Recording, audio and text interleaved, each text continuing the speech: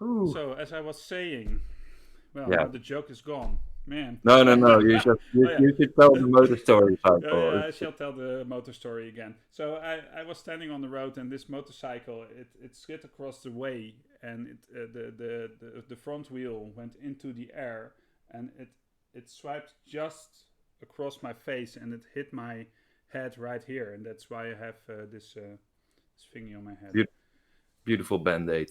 Yeah. And you dodged the motorcycle, which not a lot of people can say. No, no, true. I dodged the motorcycle. 30 volume, Djinn 60 volume. So Djinn has to be softer and I have to be louder. Maybe I can do it like this or whatever. Bum bum bum bum bum bum bum bum bum bum bum bum bum bum. Turn it up to 11. Well, I turned it up to 12. Maybe that's okay then. I hope so. And let's put. Well, I see that it's picking it up a bit softer than normal, but I don't understand why it does that because things. But hopefully, yeah, yes, yes, These yes. tech. Well, this is a great start. I almost Yeah, feel yeah, like yeah. Michelle on parallel projections. No, just Beautiful, joking. beautiful. Anyway, anyway, I have the mic. Well, this is not the mic. This is the mic. I have it near me now, and hopefully we'll get by this talking void. Yeah, so welcome back to Talking Void because that's what I wanted to go for after doing the funny intro stuff. Yeah. Great start. Tonight, Djinn is my guest, and we'll be answering the question: how do you spend your gold? But before we answer that question, we will. Well, there goes the Djinn. There he is Wrong, again, man. wrong button, Okay. wrong button. I Wrong was just button. adding to technical difficulties here. And we'll be discussing how do you spend your gold, discussing the Precipice of Dreams, and we have a couple of fewer questions that we'll be answering. So, up to a rough start, but it relaxes me in some strange way. So all the stress is gone, and we're going to have a fun evening because it's fun already, and there's no pretense of having a perfect show anymore. So there we go. Welcome back, everyone. Chat is full, which means that they're chatting so quickly that I have to scroll upwards already, which is great. So keep the questions coming in between everything and So before we start, I have to, of course, address our socials. And I've decided from now on I will do this in a serious manner. And I'm not even joking about that. So imagine. The thing is, thank you, Djinn. We have a couple of socials. The most important ones on which we have our VODs and our shows are of course Twitch and YouTube. And each of these has a way to follow us. Now I'm reading chat. I have to focus, Michelle, because this is serious business. And following us really helps. We are up to 62 members on our Twitch account, which I'm very proud of because it's going up linear in a great way, and hopefully it will grow exponentially at some time. But yeah, we're getting there. As soonish, I think you will be able to subscribe and cast your Twitch Prime account towards us, which is great. And well, just follow us because that button really helps us put on more shows and makes us feel safe and everything. Falling forward. Anyway.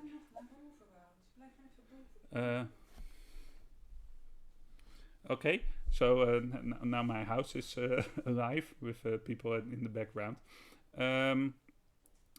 Did you hear that? She said, "Subscribe, please." Subscribe. She said subscribe, please. So please do that. The other thing is we have our Instagram where you can follow us backstage and everything. And we post when we will air our shows. And we post some other stuff. You can follow us individually as well. You can join our Discord, which is live, which we are still filling with new materials. and we hope to meet you there in person. If you ever ask a question there, we will always answer, maybe not immediately, but we will. And I'm hoping that we will at some point have an active community with which we can chat all day long. And then, of course, we have our Facebook page, which will show our programming as well. And we will be, for next Talking Void, I will be, because it's my job to do this, ask our next topic, which will be revealed on our next show of the Precipice of Dreams, which will air next Monday. Man, I'm talking a lot, aren't I? And I haven't even played the other intro, so... Yeah, but the you next just like me to be enthusiastic about next week. yeah. So next week we will reveal the next topic. So just like Bowen, I just had a cup of coffee, and I think that's what makes the difference this evening.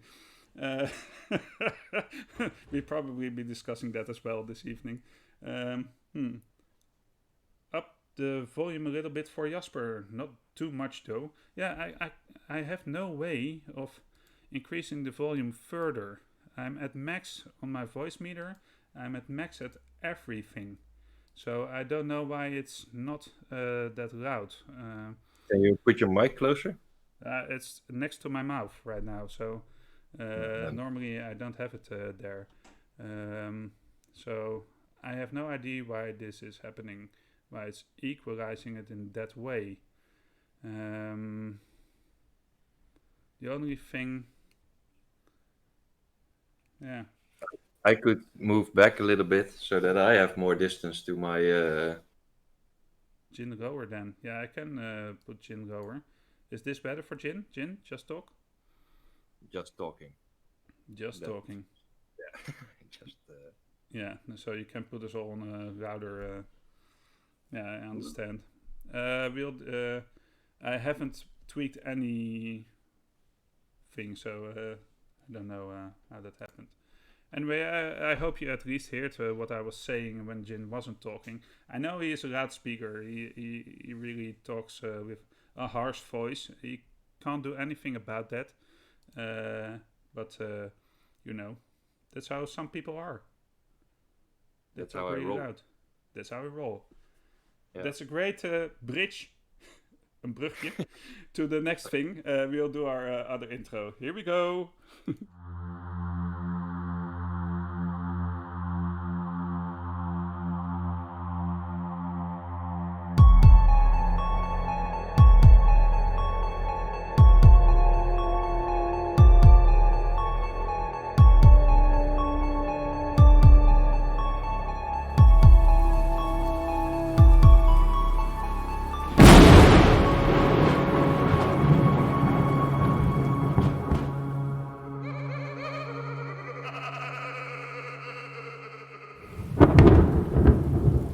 And we're back. Oh man. So chat is going wild. My volume is up, your volume is down, and we're back. Don't cut this out, Michelle. This is how I want it to be. So, Djinn, how are you? Yeah, pretty good. Good evening, says Dutch 20 Live. Welcome back. Welcome back, and thank you for being here. Now, Yeah. I had a nice swim in the afternoon, and that was quite nice. You had a nice swim. Yeah, I feel a little bit energetic tonight because of the nice swim and the nice talk that we're going to have. So, Yeah. feeling good.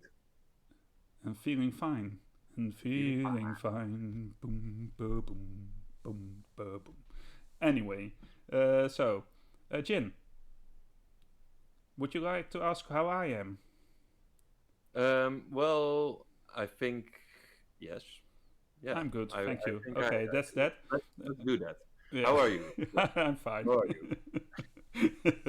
Except for your terrible motorcycle accident. Yeah, my motorcycle accident was terrible. It was really terrible. I don't know why that had to happen to me, but in the end, I'm still alive. That's all that matters. Yeah, and I know how big you are, so it must have been a really high wheel. It had 3 wheels behind each other. Yeah, was the strangest motorcycle I've ever seen. I think it was designed to bash me in the head. Because a two-wheel motorcycle would never have gotten towards so high, would never have gotten up that high.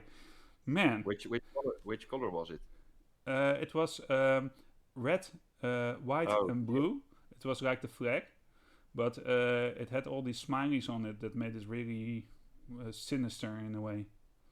they say if there's red in it, they go faster. So must Yeah, have hit that's true. hard. Yeah, yeah, yeah, yeah. And because of the blue, it splashed some water on me. But anyway, let's go to the next thing. The experience so far. We can keep this short because we don't have to discuss at length how we feel about streaming our things. But I still wanted to ask you: are you still enjoying yourself doing this and doing the Precipice of Dreams? Yeah, I'm enjoying it a lot. Really getting into the precipice.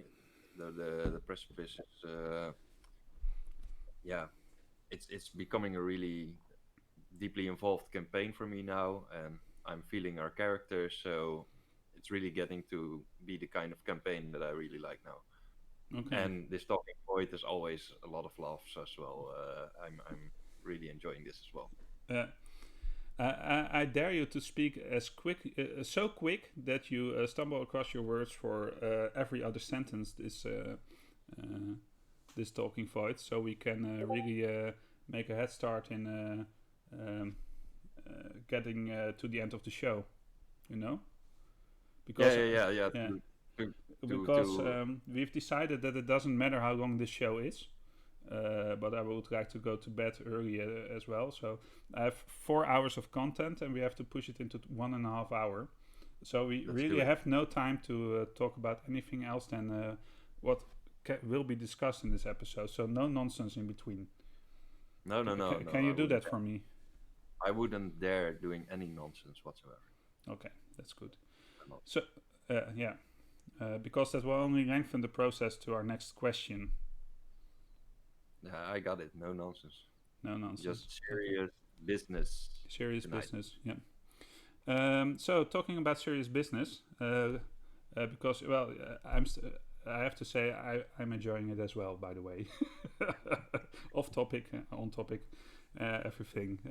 The adventure is great, and I'm glad that in a way we are maybe accidentally starting to be a party.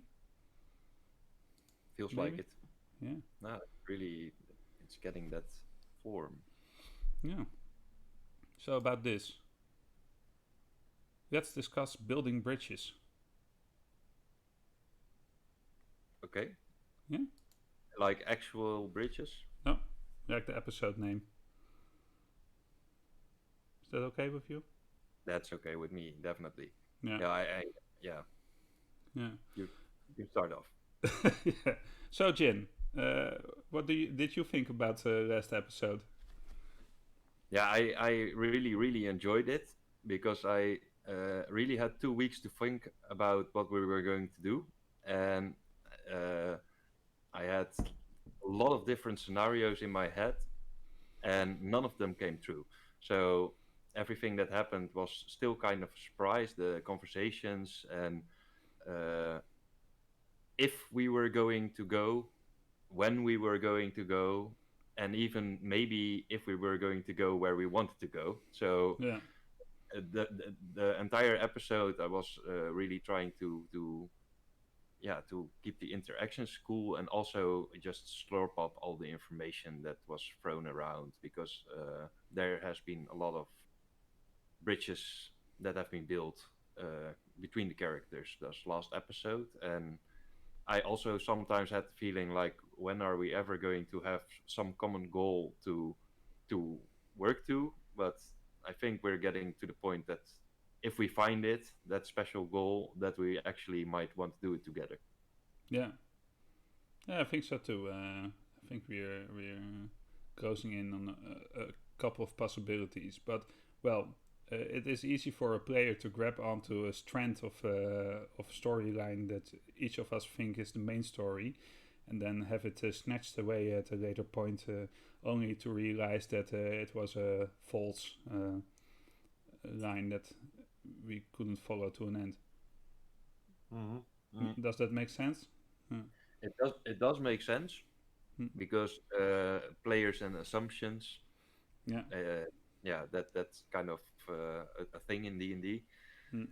But I think that for me personally, last episode was more about all of you guys playing your role because I think that characters need to develop, and uh, I saw a lot of character developing moments in the last episode, and Yeah. also really working toward each other to not lose the character that you have in mind, but also make it possible to play it in a way that you're not going to have those constant confrontations with your party members who are just that different on different subjects. Yeah. I really like that I had a conversation with a priestess who at least understood where I was coming from. That something finally made sense. Uh, so that was a great up for me this session.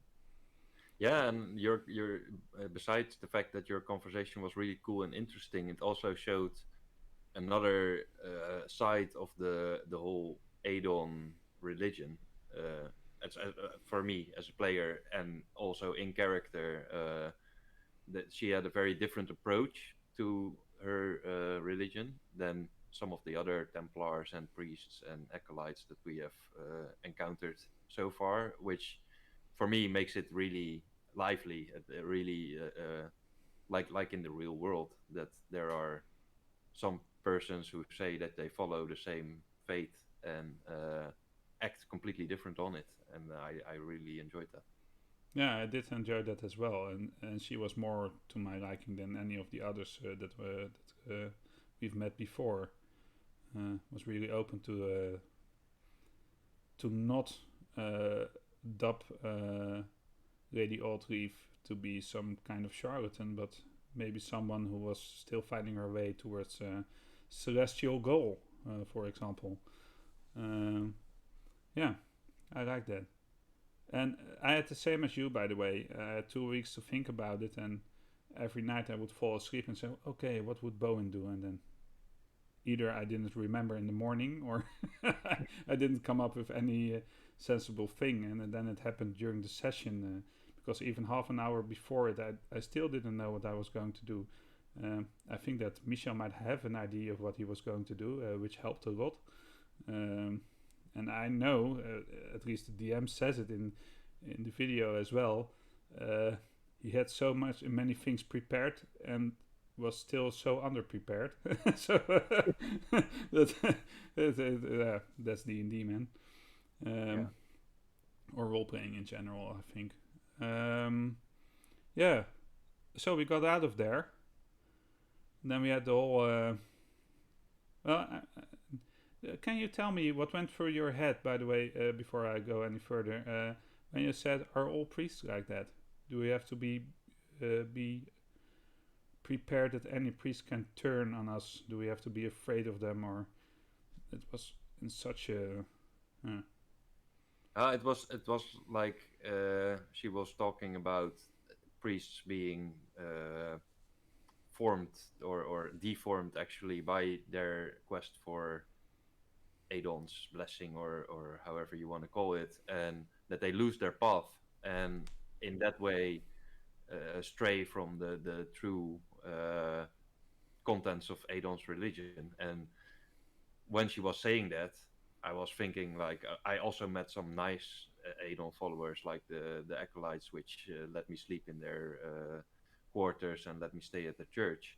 So for me, there's a balance between nicer and less nice people. I like some of the Templars better than some of the others, but even there are some persons that I would consider enjoyable, and the only person that was just that twisted was the one that wanted to eat me, so which was corrupted. And yeah, at that specific moment, I had this thing like maybe if you go down the dark side of Adon, that might lead to corruption and so forth. So that was what was going to my head, and I was thinking like maybe she actually knows if that is true or is talking about it right now. So might as well ask her if it happens more often. Yeah. If we should be prepared to encounter some crazy acolytes from time to time. So is it part of Solwing's naivety? Naivety? Naivety? Now, Well, you know what I mean. naivety, Yeah, naivety. Yeah. Now I don't naivety. know. Yeah, it sounds suddenly sounds like a very strange word. It's naive, so I would say Naive, naivety. naivety. Yeah, okay, that's true. Probably, But possibly. I think that maybe if we go further in the story, because I've been called naive in a lot of ways by specific persons all around the party. But That's. maybe Do you know why? Because I dislike it when they're doing it to me. you finally have someone next to you who's also naive. Yeah. Uh, Well, but I don't. But I don't consider your character naive as well. no, I I don't. consider it. Otherworldly, maybe for in your case, but Yeah, yeah, and I think that that is what they like. In a way, I might be naive, but if you come from a very different background and culture and living habitat, then maybe everything how you guys do it, from my perspective, from Solwing's perspective, is just really weird. Because, yeah, for instance, none one of you can fly. That's already really weird if you come from a place where everyone can fly. yeah, it's so strange. We are certainly lacking some wings. I asked our DM this, and he said, "Well, I might give you some wings but we have to retrofit it on the story. You Yeah, know, and do the whole I first think 7 episodes again, just to, but and then with wings. we need time because in a way I'm not the only one with wings anymore. We're getting Yeah, more and more composters. yeah, I mean, yeah, first it was Kiss, yeah. and uh, But maybe next I level, I mean can turn into an Oddly owl. also has wings now. Even I was first thinking about the little pixie character Yeah, that we found, but even Oddleaf. So we're actually, if we let the pixie join the party, then I think the wings would outnumber the non-wings. I think that So if we if give Sir you Gunter wings if Sir Gunter as well, dies, he probably turn into two wings that Thomas can use, right? probably.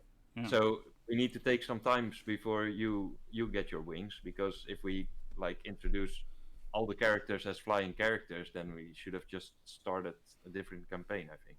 yeah. Oh, that's how we do it. Yeah. Okay. But it's a good way not to throw anything away. Yeah. Yeah. Yeah. Does she, says Michelle, because he, of course, wants to build some suspense. Well, we don't know. There's I at think least something going on, right? I think if people say they have she has wings, we should probably just accept that she has wings. No. The other thing that triggered me when you were talking is that you're doing something really great, I think, and that's implementing a fictional culture into a more normal medieval one that we all know from our Western society, and really thinking about how that would impact you. Um, yeah, I think we discussed this a bit, but how? Yeah, how do you feel about your choice right now? When yeah, To join you crazy adventurers.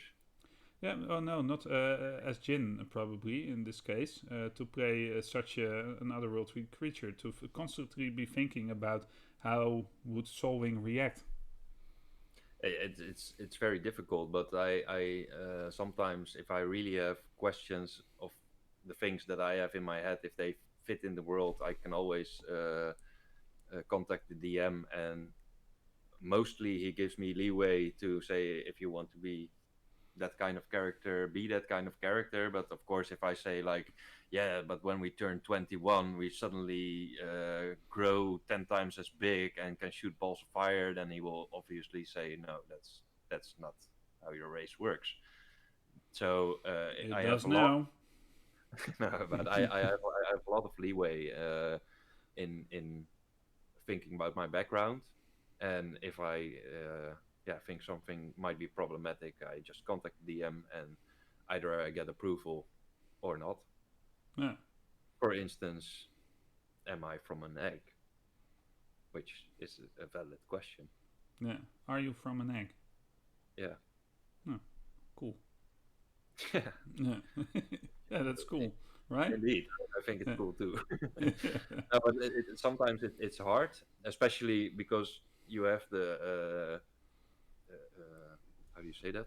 Uh, like the habit, the usuality, the yeah, habit might be the good word of just going with the setting as you would normally do. So normally I would play somebody who's already familiar with this kind of world, and then everything is automatically for granted. And that is sometimes hard to not take everything for granted, but just ask questions about really normal stuff, Yeah, yeah, yeah. I understand. which also can obviously lead to people thinking that I'm naive because I don't even know this particular stuff. Yeah, true. So Michelle again says, "Can we rename ourselves the Flying Circus then? Who will be Monty? Yeah, Solving that, that Monty? Hmm. yeah, but still, I think that that if we have a flying circus, then definitely that could be our party name, right? Yeah, yeah. That could be our party name, or Bowen's Flying Circus. That sounds pretty cool as well. Yeah, It does have a yeah, nice ring. yeah. Um. So then we crossed a bridge.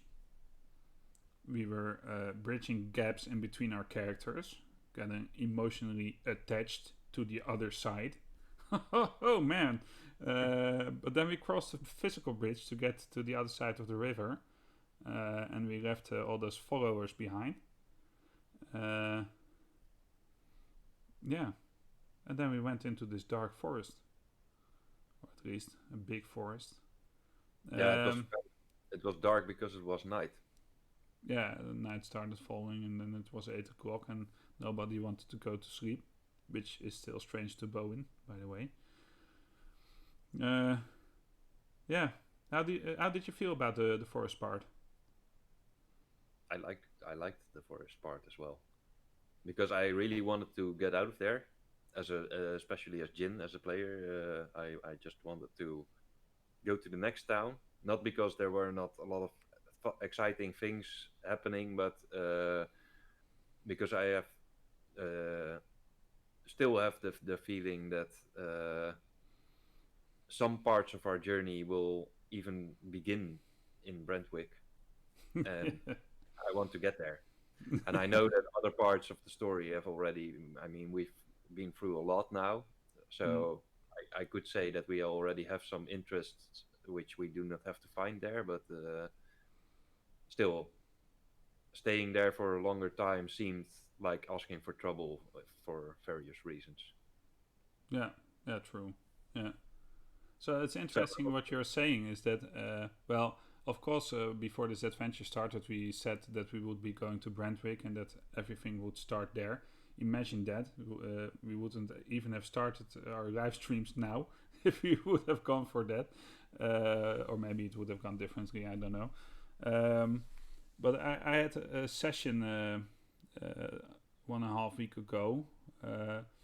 Where my party was really glad that they in one session had traveled for 10 days at instead of having done 2 days in 5 sessions, for example.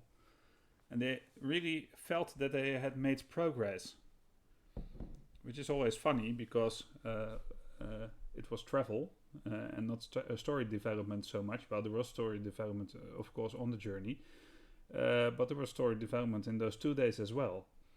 Um, so it's interesting that you say that let's get to Brentwick because that's where the big things will happen, while Yeah, so many things are happening as we are traveling, which yeah. build character and are part of the story already. But I think that let's put it in the terms of commitment. Like there are some commitments in Brentwick. We know one, like Sir Gunther has to bring some mere mysterious kind of evilish glass shard to someone else. Mm, Because we know a lot about the shard, this is a big thing for me, which mm, is the best example because I actually do not know exactly what your business in Brentwick is. I do not know exactly what Oddleaf's business in Brentwick is, and my business in Brentwick is not so super exciting. Uh, mhm, so for yeah, uh, in a way, I think that there are some things that I would like to find out there, which I already know about, and the other things that we encountered so far are random stuff happening to us which we did not commit to yet because we have not said we're going to take care of the bandits. We are going to uh, uh, uh, take on the warehouse where they do illegal trading. yeah, We didn't make commitments to any of those things. They are optional. Like we could commit to those things, but we haven't yet. And but in the what start, those things did to us, though. yeah, Uh, yeah, yeah, yeah. The, yeah, the the development is amazing, yeah, but so, it's more even like at the first time we chose to not get ourselves involved because we have stuff to do and to take care of in Brentwick. We didn't go there for nothing, and that seems like to be in the back of my head a sort of a red thread through the story that we often have choices to actually involve ourselves in, yeah, quite astonishing things, but we choose to go to Brentwick every time. So there must be something there, you know? yeah, It's like, yeah, ooh. yeah. Well, And maybe especially because I don't have a specific thing, a specific big thing waiting for me there. Uh, you're just I, I mapping. I really am curious what drives the other characters to want to go there. Yeah. Well, you know it from me as well. Yeah, you want to visit someone that you know, right? Yeah, an But old who is teacher. it? Yeah, an old teacher. But what can we expect from an old teacher of you? Because you are such a amazing and wondrous person, you know, in the sense of uh, you surprise me every day. Bowen surprises Solwing every day. And Yeah. what kind of a teacher was that? Is he super powerful or not at all? I have no idea. It could be both. I haven't seen him in like 14 years or something. So, Yeah, so like yeah, yeah, might be very big. Might also be like my business there, very small. yeah, yeah. I'm Uh, just. Well, I will discuss this in game at a certain point, I think. But yeah, I haven't really thought about it. Maybe that's a DM thing as well, because um, uh, yeah, I think that not the glass shard specifically, not the monk that followed you, but the effects they had on nature and the people we met through them. That's the main story. Uh, yeah, yeah, and yeah, of course we already found out some knowledge which is very uncommon, yeah, and because we know it, it's like if yeah, how can you not act if you know something terrible? yeah, yeah. Well, we'll see.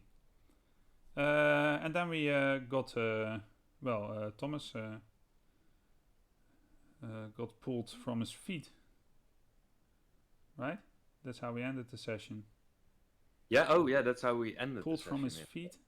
Pulled from his No, feet. I think yeah, I think he had the rope attached to his leg, right? And he was Yeah, pulled yeah, down or down in. yeah. Wow, man. English so hard.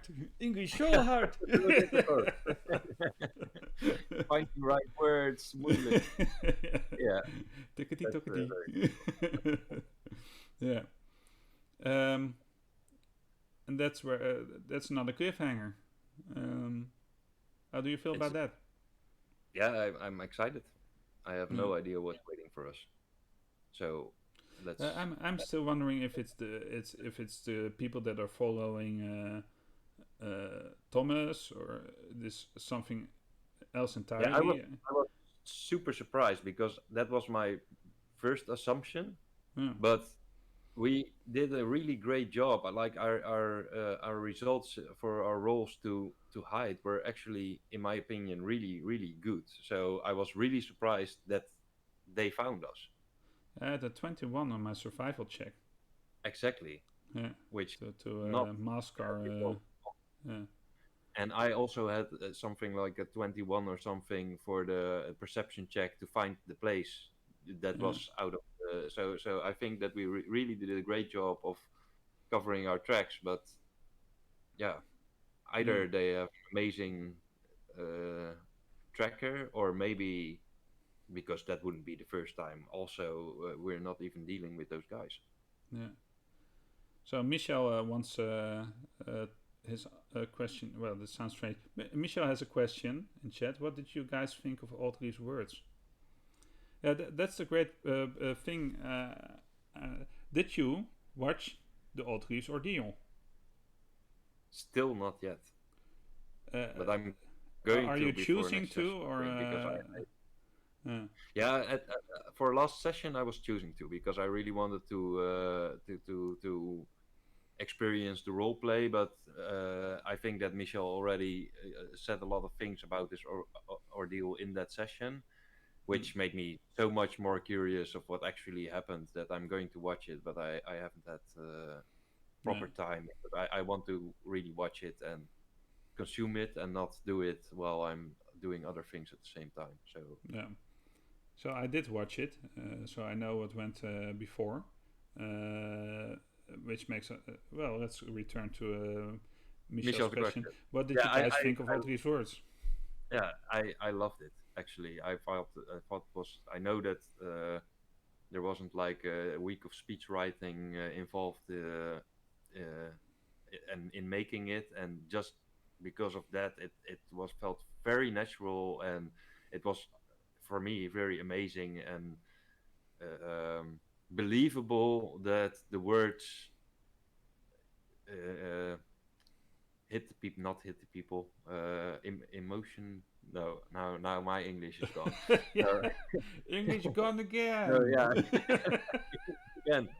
No, but it really touched people. That's Uh, what I'm searching for, and yeah, it touched the people. Yeah, yeah, and it was for me also like, how do I role play this as my character? I was like, whoa, okay, yeah, she speaks from her heart. She knows what she's doing, yeah, and that was very convincing and good for me. yeah, So enjoyed that a lot. yeah. So okay, we don't know what's going to happen, but that's not entirely new. We don't know what kind of enemies are near us. I mean, there's a rope.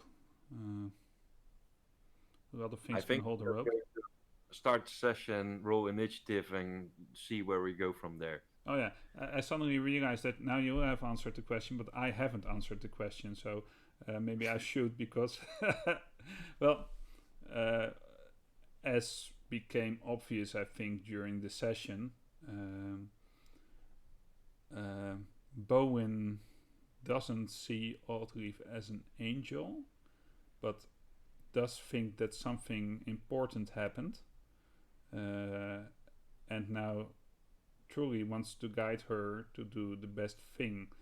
And her speech was inspiring to Bowen, and he tried to finish it in a good way. I don't know if he succeeded at that, but tried to make some kind of closing argument. And yeah, I've been silent quite a lot, except for when I was talking to the mother about exactly this point. Uh, and yeah, Bowen is feeling really peaceful after having had very much after having experienced a lot of stress. So yeah, that's what it did to Bowen. And the words themselves were in the right mindset, I think. Yeah. I thought it was beautiful how it sort of related really closely to things from the Adon religion. Yeah, yeah. Was Yeah, the not. reverse thing was interesting. Yeah. Don't know how I feel about that. To put them in No, I reverse, but yeah. But we'll see. Yeah. So hopefully that answered his question. Let's go and discuss how do you spend your gold. Okay. let's do that. Yes, Yeah. let's do it. So we had 3 answers, and I have to say that well, 2 of them will be recognized by 2 of our viewers at least, because well, I'll be doing my homework a bit better next time. But in any case, here they are. So mquake84, are you in chat? Same as in real life, I like to spend all my gold on books, scrolls, and other collectibles. Yeah. An easy answer to or an accurate answer to an easy question is what I think. When I read this and when I read some other things, is the thing I had in mind when I asked this question is more. Do you spend your gold? Do you even spend your gold? Because that might be. And then, if you do, how do you spend it? This is a good answer, of course. Present, says Michelle in chat. And I think, and I said this on Instagram as well. Bowen will probably do the same thing. Spend it on scrolls, books, and other collectibles. Maybe not the collectibles, but at least on types of probably books, scrolls, and herbs. That's what Bowen would do. But I don't have a lot of gold on me. Do you have a lot of gold on you, Solwing? No, not at all. Yeah. Gold is a very strange thing for Solwing. That's why I bought the nice necklace which I gave you know Yeah. the Beautiful ornament. gift. It was really But appreciated by the I recipient. think that there will be some more instances if I have money to spend, because if I don't, then obviously I'm not spending what I don't have. But if I have some money to spend, I will probably find some more curiosities to spend my money on. Yeah. Yeah. Okay. Yeah. Not on food is the question by Esner. Well, of course, also on food, but I try to cook from somebody else's food source. So. If Bowen ever tells me you never pay for breakfast, so you don't get any, then I'm definitely going to buy some food. Yeah, let's start cooking. Oh, that's what I'm missing that now. My natural one when I was distressed on a cooking check. Man, how appropriate. Sometimes these roles just fit the situation so well. Making bad food when so anxious about not going to bed. Yeah, I like that part.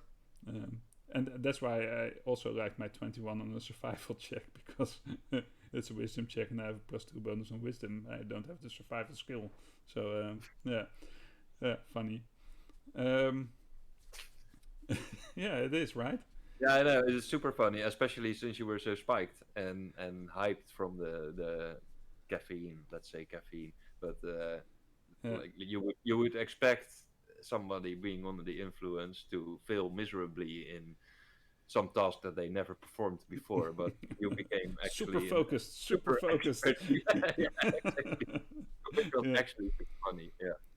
Yeah. I was mowing with my mouth when I had a kind of dry mouth thing. I drank coffee right now and I have a dry mouth again. So it's seriously what happens to me when I drink coffee. But later I thought it might have been looking a bit silly as I did that on camera.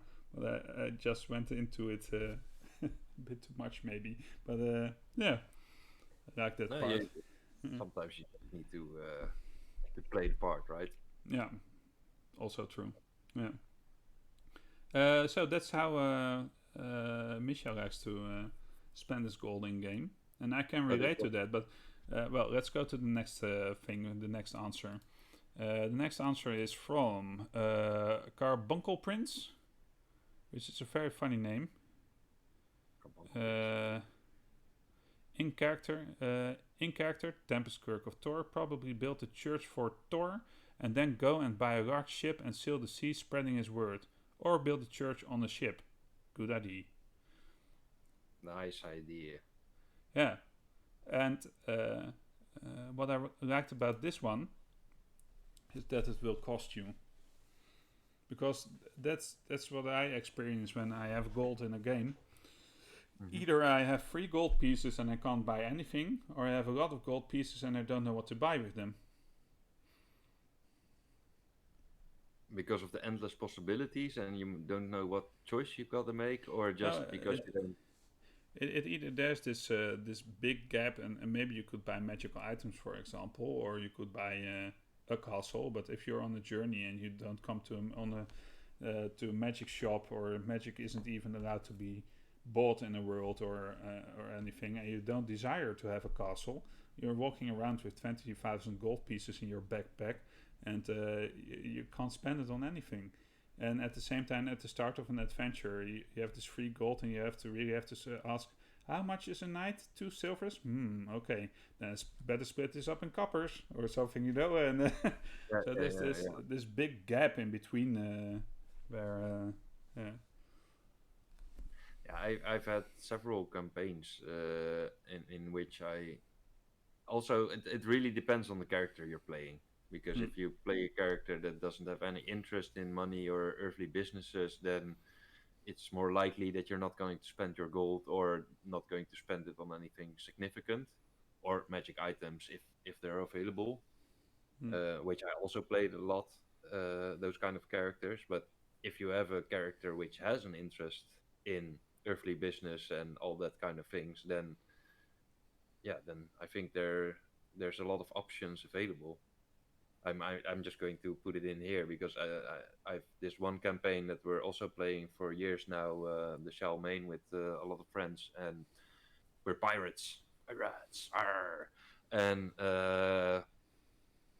we actually at some point, very much in the beginning of the game, claimed a deserted island as our own after we cleared some monsters from it, and that was a sort of red thread in our story, and we actually wanted to build our pirate hideout slash base of operations there, and we started doing it, and it costs a lot of money to actually make a village out of nothing, and to get people there, especially since it's a deserted, uninhabited island somewhere off.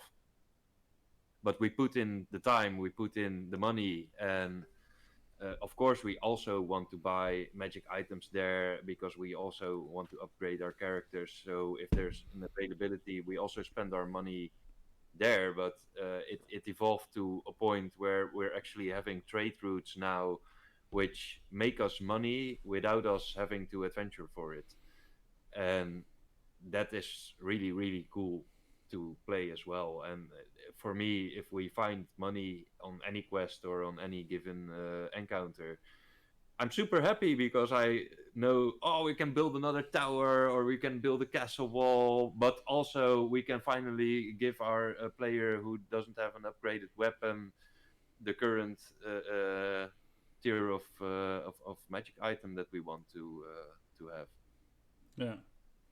So So change it's your plus really two sword into a plus three sword, for example. exact, Yeah, exactly, and yeah, that and we really need to uh, divvy up the money so that and the characters have their fill, but also I think that we're over 1,000 people following our flag right now, which we all need to keep alive. And yeah, I don't know if all the players.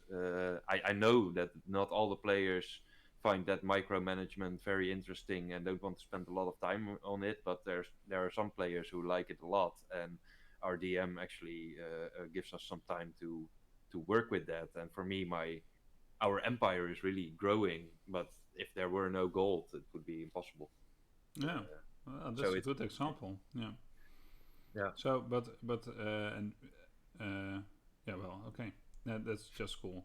And my my own games tend to go from day to day, with always a kind of haste behind every action. Mm, and I feel that sometimes interferes with having the time to do some research for yourself, for example. I'm really struggling. I'm really struggling as a dungeon master to give my players the time to invest in such things. I've made I've almost made them take a break right now to to start thinking about such things. What do you want? Where do you want to live? And I'm hoping that that will also diminish their gold pile in some way, because I don't mind a small or large gold pile, but to make it a thing that's worth something instead of just lying there. Mm. no, but Uh, I think that is either important or not. But it's also like if you play the campaigns which go to epic level where your characters start as farmers or orphans or something, but end as the ruling power in that part of the world or the universe or wherever you're playing, then at some point, of course, money is not important anymore because if if the government takes care of blah blah blah blah blah, but the alien meteor people are invading your country, then you as a hero obviously need to defeat those guys before they pulverize your country. And what does money have to do with that? What do or they, even love. or maybe even love? What's I don't love know. got to do? Got to do with. Got triggered again. Sorry.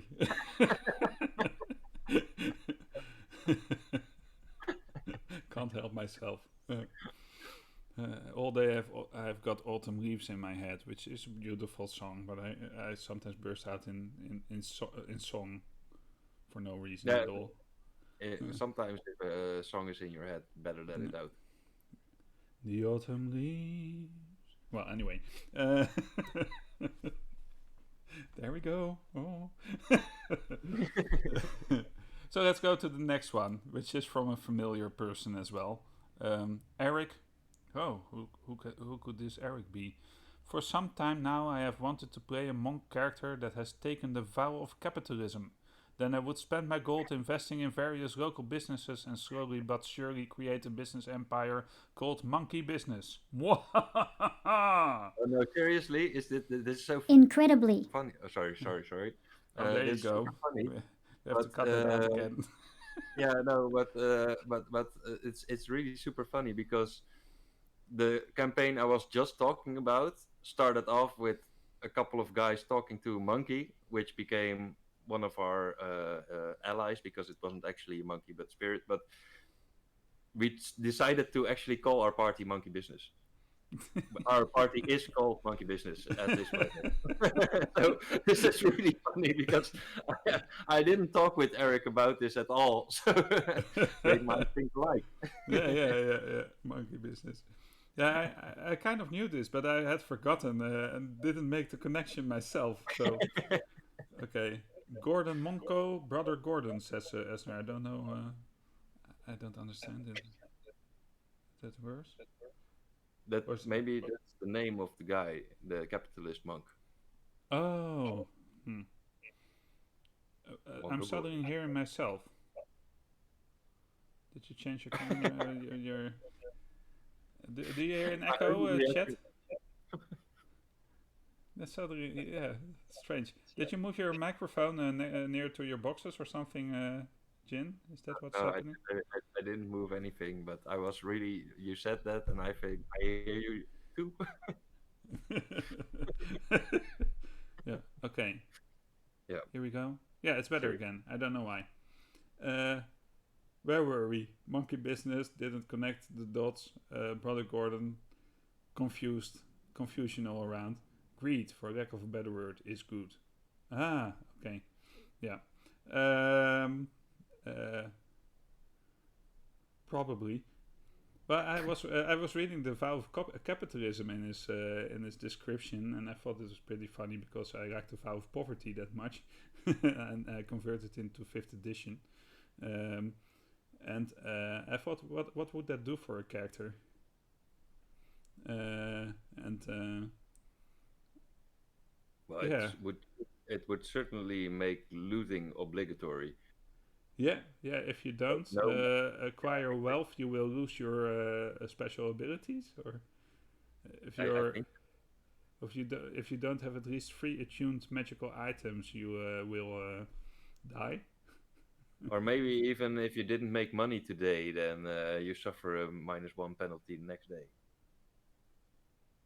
Yeah, If you did acquire money, a lot, then it's then more positive. Yeah. Yeah. maybe Well, you can actually use your money as stuff in the game.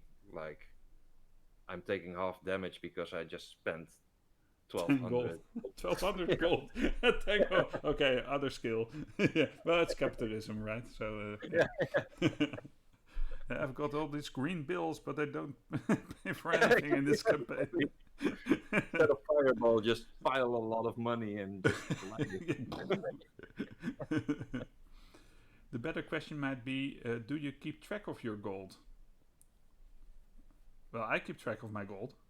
I always try to keep track of my gold. It depends really on the character. Like I said, I've played characters where gold was such a non-issue that sometimes I of course had a general idea of how much money I would have, but I didn't know that specifically to the like if we would go to some tavern to stay the night and you already have over 20,000 gold pieces, then I'm not really making it 21,597.5 or something. You know? I just think Okay. like, yeah, I can afford that. That's okay. And on the other hand, then if it would be like weekly or then of course you start keeping track. But if it's very very minor things on yeah, so such a lot of money, and you know that the next castle you're going to explore will probably get you another 10k, then Hmm. yeah. But that's when you're not spending your money at all. Then No. yeah, you Well, don't I'm keep. keeping track as well, but um, I feel that a lot of players have difficulty really keeping track of their gold. Not because their characters would or should or anything, but just because of the players that they are. Yeah, Yeah, I have the makes sense. same things with with healing potions, by the way. I sometimes think, you still have one left? How could this be? I think you spent three of them already, and now you say you still have a healing potion. Okay, okay. Uh, yeah, and but with gold, it might be less important because of the gap. You know, if it's at the start of a campaign, and well, you spend it on horses, for example, then it's 50 gold out of a stash of maybe 150 gold that you have. That's a lot of impact. Then at a certain point, you say, okay, I buy a horse, I write it off later. Yeah. I'm realizing now some because we had this little chit chat before we started, and you asked me if I could also tell something about the off system. Well, if you are going Oh, to do that, and then I have to oh, introduce this part, let's talk yeah. rules. And we're going into this, and now I know that Roger will probably be very upset that he isn't on this talking void right now. But go ahead, Jin. Let's talk some rules. Yeah, some rules because I'm with Roger. I'm playing a future campaign, which has a lot of own system things built into it, uh, and for instance, gold.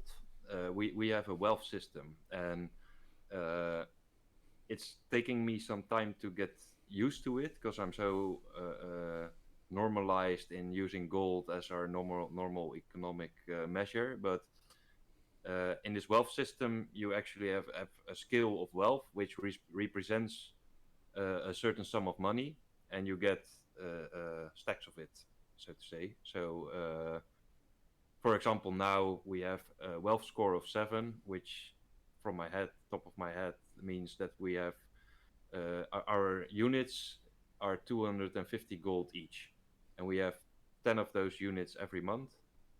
And 250 gold still, or another currency? no, it's galactic credits Oh, because we're playing a future campaign. I didn't mention that, but we're playing a future campaign, which oh, is you did, yeah. Yeah, super old. 250 credits. Yeah, Mm. but I want to just emphasize on the fact that we're playing a future campaign, which Yeah, is yeah. really awesome. And while I'm still getting used to it, we spent a lot of our wealth on something called salvage, which is used to actually build stuff yourself. And if we build stuff ourselves, it becomes a lot cheaper than if you buy it in a store Mm. or any other place you can buy it. But just because you were saying like you have this skill where you start off with a character and you're really picky about what you choose because you have so little to spend, to the point where you don't spend your money at all anymore because you have everything you want, and if you don't have it, you have gold enough to immediately buy it. Mm. So I think that this wealth score means does give you a lot more handle on your wealth versus your level, because as we're playing it now and as we're spending it now, I do actually use my money for gear and equipment, and also a little bit for the background, as in your life and where you live and what you need to maintain and everything. But it feels really balanced. So because you need to make choices, like, am I going to spend it on this or on that? Or am I going to spend all my money on salvage now so that we can build stuff? No, I'm not, because we have 30 days to go from A to B where we can build stuff, and then we need our stuff. And if I spend more money, then uh, we can only build it after the mission. So then you start using your money to actually buy stuff from the store, which is more expensive, but can give you a little bit of an edge on what you can build. And I Yeah. do like that system a lot. That and it made me, your remark made me think that it does give you a nice feeling of where you are in your wealth score. In especially if I'm playing other settings when I'm level 7, 10, or 13 or something like that, if I'm coming in those regions, then often I'm not paying too much attention to my money, except for in a campaign where you have your own island or something like that. But if you're just adventuring and trying to save the world or destroy it or whatever you're doing, then it becomes circumstantial when you use your gold. But in our current campaign setting, I don't think it's so circumstantial, because our resources, if you shoot, then your bullets run out and you need to buy more bullets. It's a small example. Bullets are pretty cheap, but that also goes for some additions that you can use in battles. And yeah, we need to replenish that, and we either build it or buy it. And Mm. I really have a feeling that because you get better gear, which is more expensive, you have that feeling that you need the gold to be properly prepared, and but not as a necessity that we cannot adventure without having gold or something like that. But it Yeah. gives you a nice feel of where you are in the world, and I think it also could make a sort of a connection to how wealthy you are and how powerful you are. Yeah. Because in this setting, I think that if you're super wealthy, even if you're super crappy at everything else, you can buy gear which makes you not so crappy as you would see. Yeah. Yeah. True. So I like the wealth system a lot. I've discussed it with Roger a couple of times, and for our own future gaming system, we will implement it as well. The discussion I always have: does it feel the same when you are exploring a cave and there's a treasure there, and you add maybe 3 units on your wealth level when you gather the treasure? Those are the things that I'm discussing with him a lot. There's a dragon horde. Okay, you go up one wealth, or for a Yeah, yeah, short yeah. while. Does it have the same impact, or does that feel a Yeah, bit strange? And that's maybe it works better for future campaigns. Maybe it doesn't, because on the other side, in one of his campaigns, I was a prince, and I never thought about money. I I know, just I know. sort of uh, had this way in which, uh, uh, well, I could uh, put an army towards a certain point, or say that we could build a city there, or that's implicit wealth or implicit gold, implicit gold or implicit wealth as well. So, and that was in a classical campaign in a medieval kind of setting. So it works there as well, but I think the balance is interesting between those systems. Wealth score plus cool items, says Esner, and I think Roger would agree with you that that's exactly how you would do it. A dragon gives you some wealth score improvement or temporary wealth improvement, or however it's done. I can't remember Uh, exactly, but for, and some cool so far items. as Yeah, we have it, for so far as we have it now, because if your wealth score changes from 6 to 7, to keep my example, like the 7 was 250 gold per unit, 6 was 100 gold per unit. So you might have a horde where you have like 100 units of wealth 6, but then when you turn to level 7, you need to divvy them up because they become worth less. yeah, But you will still see that you have more units than the ones who didn't have those extra units already on your new wealth score, and you really feel the shift yeah. when you go up a wealth score. It really feels like you're really leveling up in your possibilities of buying stuff. And uh, I think to actually, because we talked about it a lot, and to actually go up a wealth score is not an easy feat. No, So of course, Dragon Horde would probably be enough to go up a wealth score, but it might be temporary, or you should invest it in something where it doesn't become temporary. yeah. So I think So next time Roger will be on the show again, right, yeah, Roger? I think it's you next time, and I think we might do some couple of dungeon master IDs exchange as a topic of talking void, because I'm certain he would like to have talked about this as well. But yeah, I think the player perspective, as you put it, is really intriguing to me, because I think you really explain it very well that the wealth system does more for you in some ways than maybe a pile of gold would. Uh, it's kind of additional leveling as well. Uh, yeah. I I like don't how know if you it. put how you tell it. Uh, I don't know if it's the setting, but you just sparked me just now when you said that you start and you feel poor, and you end and you feel so rich that you don't care anymore. That is something that I've played a few long campaigns, and I really felt that a lot of times. mm, Like some you want to, like in the example of the island thing. At first, we weren't able to buy a ship where we were trying to be pirates, so we actually needed to hijack one to have our first ship.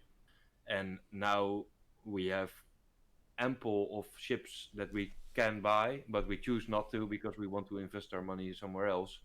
But mm, that's on the big level. But in between, there were all these tiny little mini steps. Whereas with the wealth system, you immediately you feel the impact of what you get in wealth. You already Mm. know if you get like the 40 units, you know, with current availability of items and stuff like that, I can go into the next battle very overpowered because I just buy in our future campaign. I just buy a rocket launcher and another rocket launcher because I have the money and B2 rocket That launcher. that's where item slots come in, right? Yeah. No, yeah, exactly. But Yeah, I for understand. example, I like understand. Yeah. you can buy the really cool guns or the really cool items if you have the money. But if you don't, then you need to really pick and choose what works for your character. Yeah. If you then go up a wealth score, you know that some things will be from now on available at all times, and they weren't in the past. Yeah. Yeah. Cool. So great answer, and it might be a great ending to our topic of this evening. We are not finished, by the way, Jin. We have a couple Oh, of questions yet, but let's end the how do you spend your gold part of the evening here, and go into two more questions that are directed at us. How do you feel about that? it's cool. Yeah, I'm curious. I'm super curious. are you sure?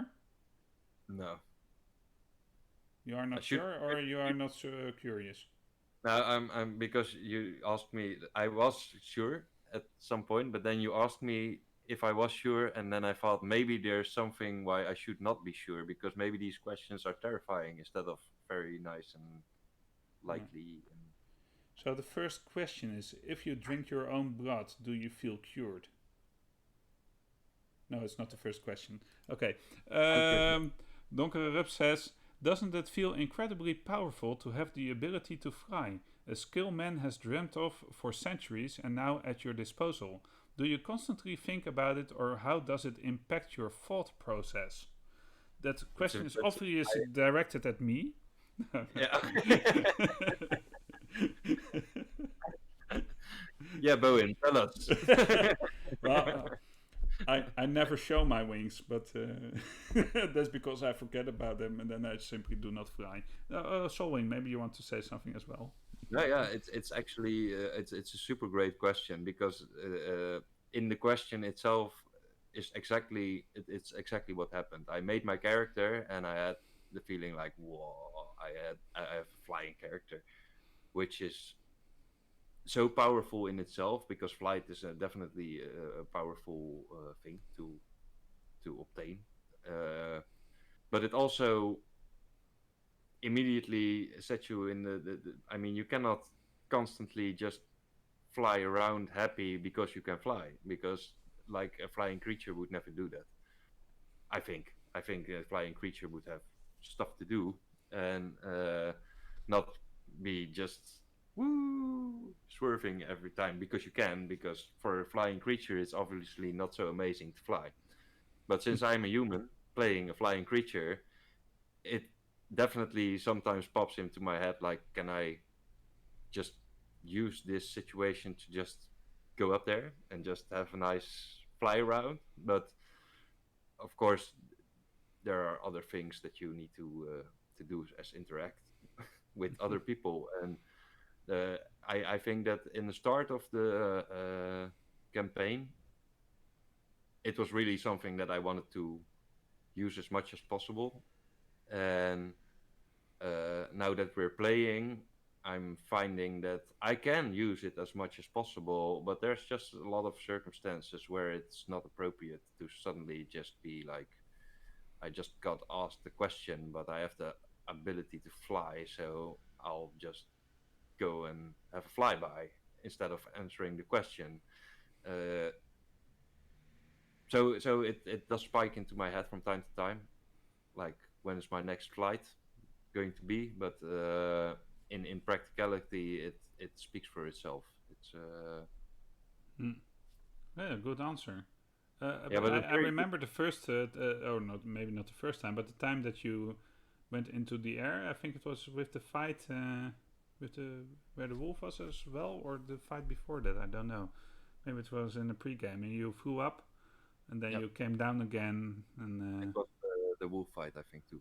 Yeah, I thought that was really cool, but at the same time, I realized that yeah, you can throw a javelin, but you have to pick it up afterwards anyway. And if you want to use your unarmed strikes as you do as a monkey, uh, you still have to get close. So yeah, really like that. But I fought some like I did choose the javelin to be able to throw a weapon. I also have some darts, Hmm. which I can use as throwing weapons. I did already, but uh, it's just like you say uh, to do monk stuff. You need to be close, and yeah, that makes it interesting as well for me. But it also gives me a lot of opportunity to, like, if I ever need to get out of danger, then it's quite easy to take flight and be in less danger than you were on the ground So in certain situations, of course, in certain situations. so now there comes this level 3 thing, and I'm thinking you can shoot radiant damage, right? If there would be a level 3 thing, then there might be some no shooting involved, yes. Yeah, but then your flight ability will be a lot stronger. but it's also finite, like the javelin throwing.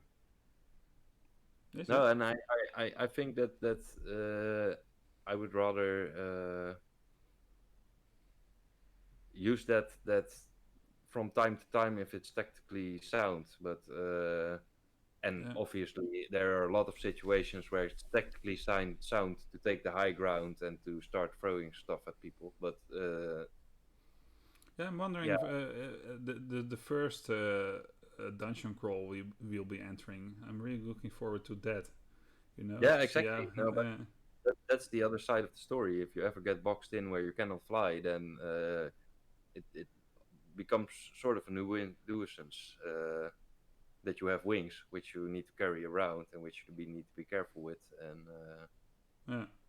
yeah, So it's interesting how, in a way, environment, social encounters, and maybe role playing your character in the right way limits your use of flight, while it's still in the background at every opportunity. Because I think that's yeah, I what you're do. saying. Yeah, Yeah, no, it definitely does. But yeah, on the other hand, Solwing just really loves to soar. So yeah, I'm yeah. going to fly a lot if I have the possibility. But I know that there's going to be a lot of situations, like if we ever enter a house and something happens, won't be much of use if there's a 2 meter high ceiling or something like that. And Hmm. that's why I'm happy that my monk class is really good at being close and not being able to fly away. You know? Yeah. The other thing, which is the negative way of viewing it, is that when you are a wizard, you can simply cast fly at fifth level, and then you have other racial features that might have been stronger.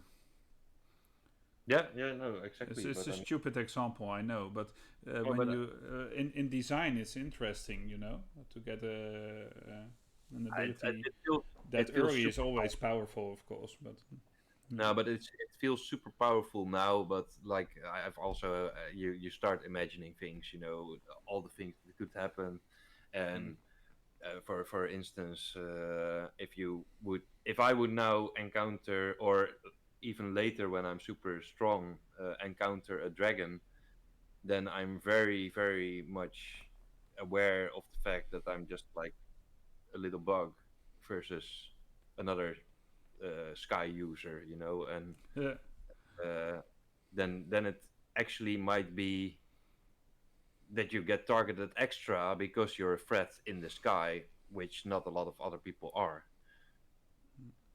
So it could also turn back on that sense. But for now, it's super interesting to play. And yeah, I sometimes really, there are those moments where I really need to think, no, not now. I know you could just go up and fly away, but there are things to do. Don't do it. yeah, cool, very nice answer. I like it. Um, yeah. The other thing I was suddenly asking myself: are there dragons in this campaign? I Yeah. have no No, idea. I have no idea as well. I have Uh, absolutely no idea. Probably, Probably if there. there are, they have a lot of eyes. It Yeah. could very well be true, Yeah. or maybe not. Maybe they would also think that all these wounds would be better off closed. Yeah. I'm hoping for that Yeah, kind of let's dragon. hope. Let's Yeah. hope for that. Let's Yeah. soon find them.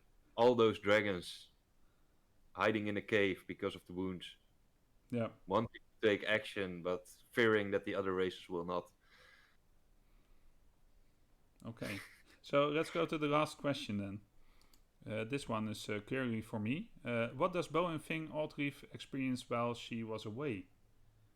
What does Bowen think Aldrich experienced while she was away? Uh, okay. I, I don't think that Bowen. Well, it's complicated because she clearly has experienced something that has had a great impact, and there was a gnome involved, so it's always a bit curious. And of course, as Jasper, I have seen Audrey's ordeal, um, but Bowen is more reacting to the the couple of things she's saying, which up till now haven't been as strange as the whole episode is. Imagine that, Jin, because the episode is really strange. Uh, and for now, Bowen, um, well, Bowen isn't thinking in dimensions or anything, but certainly she has been away. And well, he's.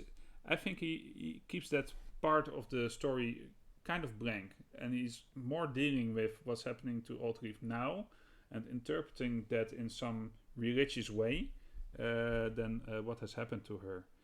But I certainly think that when we start talking about that part, because we haven't really done that yet, because Aldrich isn't talking that much about it, or more about the consequences that it had for the gnome, and that we should or shouldn't do it again, and a couple of vague remarks towards darkness and shadows and stuff, which is always disconcerting, of course. Yeah, right. It um, is. so Bowen is handling what's in front of him right now, and not what might have happened. Why do you think she has not mentioned the full madness and strangeness that happened? Well, then you have to ask Jasper, right? Because Bowen can't react to that. Uh, um, uh, Although he does know that she hasn't told everything yet, because there are a lot of gaps in her story. Um, Suspense, of course. No, I don't know. It's a difficult. What do you think, Jin? What Bowen thinks. No, no. What does Jin think about why Michelle hasn't made Audrey talk about what has happened more than she already has? I think she already talked. That I have the feeling that she already talked more about it uh, than she might have wanted to, because I Hmm. think it's such. I think Michel played that very well. The impact that at first he was not really. If he was engaged in conversation, his mind was still at that place, and I think he really played that very well. Like he was not. He didn't land as soon as he actually landed, and then he took a little bit of time to compose himself, and when he did, he started talking about what happened, and it was, especially from my perspective, who hasn't seen it yet, I think a very cohesive story about what happened to him, except for some omissions here and there. But for us as party, we know that it went through that she went through the shard, so that answers some questions that she didn't answer publicly. Uh, but I yeah, I have the feeling like she was sucked in there, and it was not a nice place to be, and she met the gnome, and they sort of made a plan to get out of there because it was not a nice place to be, and then they tried to flee, and then she was able to escape, and he wasn't. Okay. And So what? imagine you were a metaphysical creature from the realm that we are adventuring in, and you could step into this world and occupy a body of which you could not control the mouth exactly, but wanted to convey an idea of what might have happened to Oddleif onto Djinn, who would be talking about Oddleif's ordeal through sewing. How would that sound? uh, Especially complicated, but That's such a good answer. yeah, Esner asks in chat, wait, how many levels of meta are we in now? So, yeah, exactly. I was trying to keep up, but at some point, I think, do I still have it? I don't know. uh, I really don't. But there was someone who wanted to, but was not able to. Yeah, yeah, right. yeah, right. Yeah, So very interesting. yeah. So I think you nailed it a bit on Ultrich's thing. Maybe not, but I think it's logical what you're saying about how she is experiencing it. Yeah, and I think that it plays out very well. And of course, I'm going to watch the episode because now it's been teased again. So I'm going to watch it soon. But Yeah. The yeah, funny I thing is, think when that, I think back of that episode, I get all these visions about that place, as if I say, "Oh man, I shouldn't go there," you know. like, yeah, okay, but we'll discuss it yeah, another yeah, time. I'll watch it. I'll Yeah. watch it. Esner says, and I got flagged earlier for asking too complicated questions. Yeah, that's what you get when you're talking to a philosopher. Mm. Mm. You can't do the complicated thing, but I can. I think his question was really good as well. Yeah, The it's one a good question. solving was really adequate and really specific. No, that was Donkere Rups. Esner did my question. So, but let's not I'm, go that yeah, meta. I'm sorry, don't get it up. I just ignored your credits, but credits to you as well. Very good question. So, in a way, we can now say, is this the end? Yes, it is, which probably means we'll keep talking. Okay. Which I like as an additional sentence. No problem, boys, says Donker Rups. Um, I like it as a sentence because we are going to talk for a while, I think. Um, and but yeah, end of the show, Jin. How do you feel? That it went by quite quickly, actually.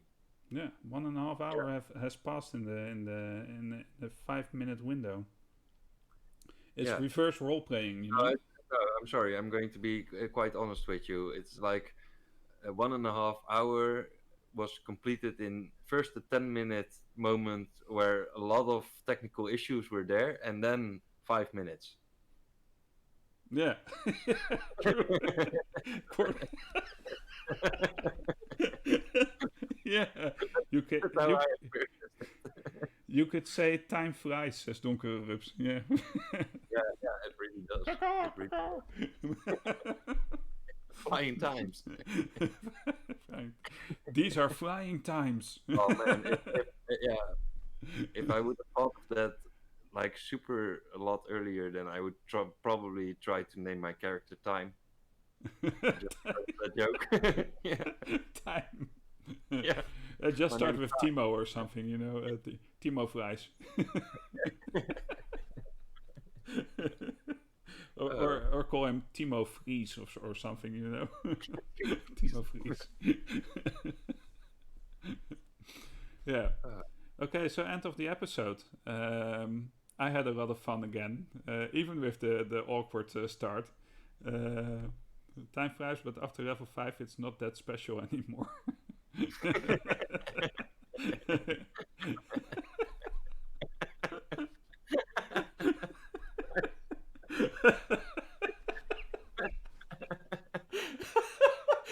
Well, that's meta. Yeah, Yeah. Oh man, I totally destroyed your wings with that comment, didn't I? Oh yeah, but it doesn't matter. This is really good. Yeah. That's the game designer part of my brain that does that kind of stuff. I have Oh, actually done experiments to test how time flies when you're having fun, says Michelle. Yeah, we have got a couple of psychologists, philosophers in our group, so yeah, that's let's think funny. about it. Yeah. Yeah. Oh Uh, man, yeah. We can do we can do philosophy anytime, Jin. That's of course. yeah. If we Um, want, if we want to go really deep into some things, but I don't know if we're then going to be very optimistic or very dark, or we could go any kind of direction there. we can always go very optimistic and say the world is ending, but not right now. That's very true as well. Yeah. Yeah. Yes. Yesterday, man, when I'm talking, you see, we are going on. I had this thing that this kind of thing that's happening right now might stay for a while, but our crisis team should be here for things that happen after this. For example, a nuclear disaster. So I had the whole crowd laughing at me when I said that.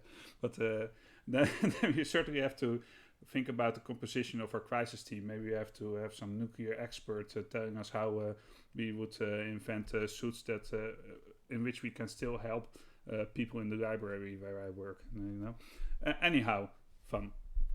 Aren't we just Nuclear disasters right? are always fun when you put them in a certain light. Yeah, and I think that In another light, it's not that fun at all. But it's not fun at all. But I do think that you need to pick your crisis team per crisis. yeah, true. That's what I was saying. So yeah, I totally agree. Well, Yeah. off topic again as always. Shall we do some socials, Jin? Yeah, Do you want to do the socials? I don't at all, but I could do the socials like that. I want to ask everybody who's watching this, either the live stream or our video on YouTube. If you follow that, please subscribe and push the bell button thingy and follow us. Do so if you're watching this live stream on Twitch as well, or if you're uh, interested in any of our content, then go to Instagram and Facebook. I think I have them all now. I'm not so social media myself, so I think that having four here is already a very Yeah, you proper. forgot the Discord, so you're Uh, yeah, I yeah, forgot Discord even, like, yeah, yeah. But so so yeah, Discord as well. yeah. I think you nailed it, and I think we did a extensive one at the start of the show. But yeah. So next time on Talking Void, we're going to talk with our dungeon master, and we'll have a lot of fun again. Maybe we'll be discussing wealth again. I have to come up with the topic for that one before next Monday. So let's see what Roger brings to the table next time. But for now, thank you, Jin. It was a lot of fun, and Thank you. I hope as well. we can And now start waving. I think. bye bye everyone, and caca. I shouldn't say that. Well, I did it again, man.